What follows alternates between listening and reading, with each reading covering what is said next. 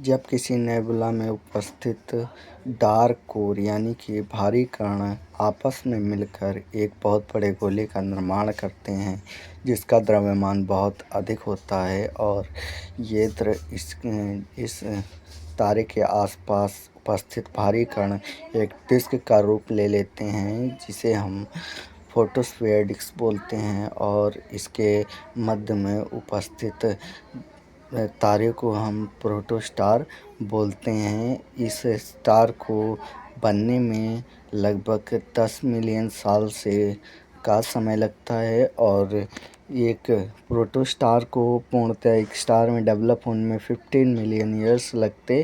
किसी प्रोटोस्टार में जब बाहरी और आंतरिक दाब के कारण उसके न्यूक्लियस के गुरुत्वाकर्षण में बदलाव होते हैं और उसके अंदर उपस्थित कण हाइड्रोजन के कण आपस में टकराकर हीलियम के भारी कणों का निर्माण करते हैं। इस प्रक्रिया को हम न्यूक्लियर फ्यूजन कहते हैं। किसी तारे में न्यूक्लियर फ्यूजन शुरू होने के लिए उसके सेंटर का तापमान लगभग 10 लाख केल्विन तक होना चाहिए। तारे में न्यूक्लियर फ्यूजन शुरू होने के बाद उससे निकलने वाली ऊर्जा फोटोन के रूप में बाहर निकलती है और इस ऊर्जा के निकलने की प्रक्रिया को एक्शन स्ट्रोक कहते हैं और इससे बाहर निकलने वाली ऊर्जा को हम लोग एक प्रोटोस्टार की स्पीड लगभग 40 किलोमीटर पर सेकेंड होती है। इसका यह कारण होता है क्योंकि इसके बाहरी दबाव के कारण इसका सेंट्रीफ्यूगल फोर्स बहुत अधिक बढ़ जाता है जिसकी वजह से इसकी स्पीड